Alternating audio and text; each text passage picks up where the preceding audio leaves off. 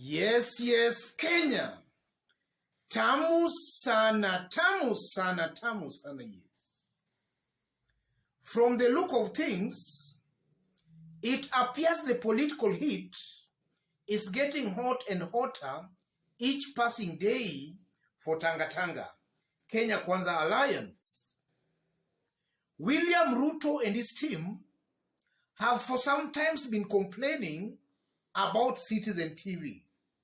And there was a time William Ruto and his brigade called upon their supporters to boycott Citizen. But their supporters gave those orders a wide berth. And then today again, Oscar Sudi, clearly maybe just trying to air the feeling within Kenya Kwanza Alliance, also took issues with Citizen TV.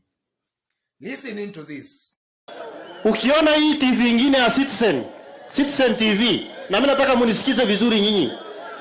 202 wakati Moi alikuanga rais akituletea Uhuru Kenyatta. Hii ma TV yote KTN na hizi zingine zote zilikuwa upande wa serikali kwa sababu walikuwa wanafuata Nyayo na Nyayo alikuwa mwenye KTN. Hii TV ya Citizen mnaona kila jioni hata mkutano kidogo wanaleta mapicha mkutano wengine kuweka watu wa convenience Kenya. Tunataka tuambie watu wa Citizen mkae na TV yenu, hata don't future us. Wachana na sisi. Hii maneno mnafanya kwa sababu Uhuru ndio manager wa campaign ya Azimio. Alafu vice chairman ya hiyo Azimio ni yule jamaa wa Citizen. Tunataka tuambie Citizen, don't future us as from today. You just go and future the other Azimio na watu wengine. Wachana na sisi. Tuko na mtandao ya kutosha, vijana wengi wako na masimu hapa asolas. Ama namna gani? Yes. What does that mean politically? That's our analysis in this video right now. In case you've bumped here for the very first time, subscribe, give this video a like. Listening to Oscar Sudi, I'm seeing a team that are clearly panicking. And they are panicking because the kind of popularity they used to enjoy sometimes before, that popularity is actually declining. Their big crowds are actually shrinking. But the funny bit of it is that as their crowds shrinks, their competitors' crowds are actually swelling. Let me explain it this way. Some few months ago, before Raila Amolo Odinga and other leaders declared their candidature, news was all about William Ruto. In fact, all these media stations, they were just talking about William Ruto. And they were actually giving William Ruto a false popularity. And that false popularity got into William Ruto's head to a point he felt and thought he was actually very popular. But now upon other candidates, the likes of Raila Amolo Odinga, also declaring their candidature, things are fast changing. Raila's crowds are actually swelling as William Ruto's crowd shrinks. Raila is actually gaining popularity as William Ruto's popularity declines. That is the truth of the matter. So these stations, as they show those big crowds by Raila Amolo Odinga, Tanga, Kenya Kwanza Alliance think that these stations are maybe being biased. But the truth of the matter, or rather the truth on the ground, is that Raila's crowds, as August election approaches, Raila's crowds are actually getting bigger and bigger each passing day as William Ruto's crowds actually shrinks. That is the truth, ladies and gentlemen. And even in the recent surveys, that's the trend we are actually seeing. Raila's popularity is actually rising as William Ruto's popularity declines. So Oscar Sudi and largely Tanga, Kenya Kwanza Alliance, they don't want to accept that reality. They don't want to accept that the big crowds they used to enjoy, they were enjoying those crowds, those big crowds, because they were on the campaign trail, or rather on the campaign trail alone.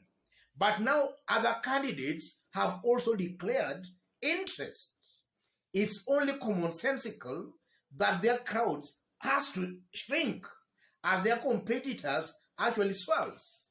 That is one thing I'm seeing here.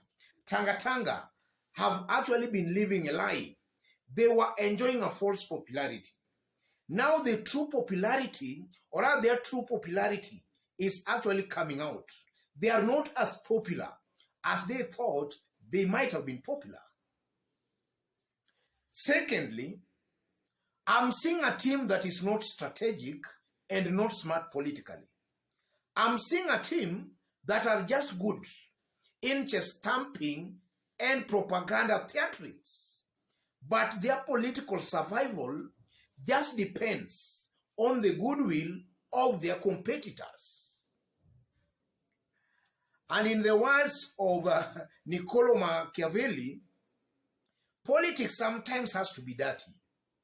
And if maybe Azimio, the so-called SK Macharia that is mentioning, now decides to play dirty politics, I don't think William Ruto and his team will be even given the kind of popularity or the kind of coverage I always see citizens giving them. In fact, sometimes I tend to believe or think that citizens might be favoring William Ruto. Sometimes I do have such kind of feelings. So, by Oscar Sudi complaining and largely Tanga, because it's not only Oscar Sudi, that only shows and proves that they are not smart politically. Their political survival depends on the goodwill of their competitors, because Oscar Sudi is actually confirming that SK Macharia is part of Azimio Council. So if SK Macharia was to decide to give them a blackout, they won't even live. In fact, nobody will even recognize them. And you know, politics is also about media coverage. It's also about media coverage. So, Tanga, Kenya Kwanza Alliance, their political survival depends on the goodwill of their competitors. In this case, SK Macharia. And then I'm also seeing a Tanga brigade who have already sensed defeat. Those are just the symptoms of a people who are seeing themselves losing, but they don't know just how they can avoid or prevent that losing. Yes. Some few months and weeks back, they were ranking high in the opinion polls. And they felt and thought they were going to form the next government.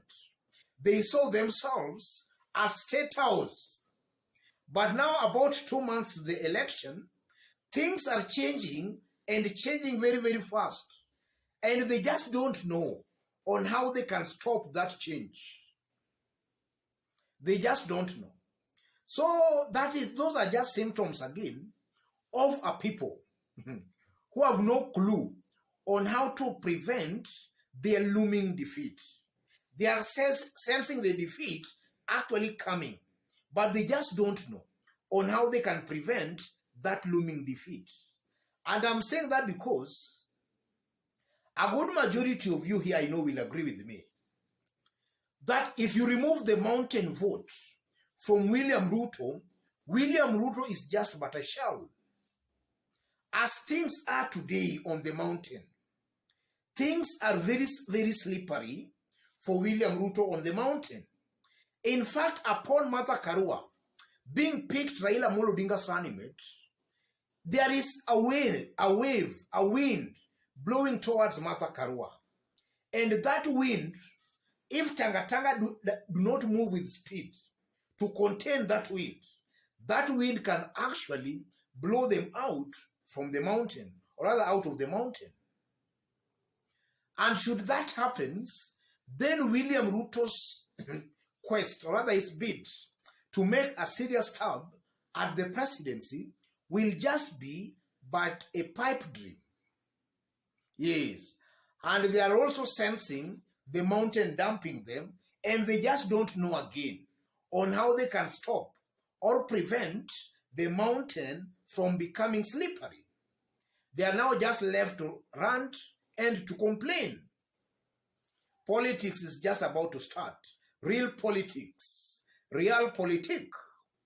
And I know as August election approaches, Tanga, Kenya Kwanza Alliance will actually now come to the reality of our Kenyan politics.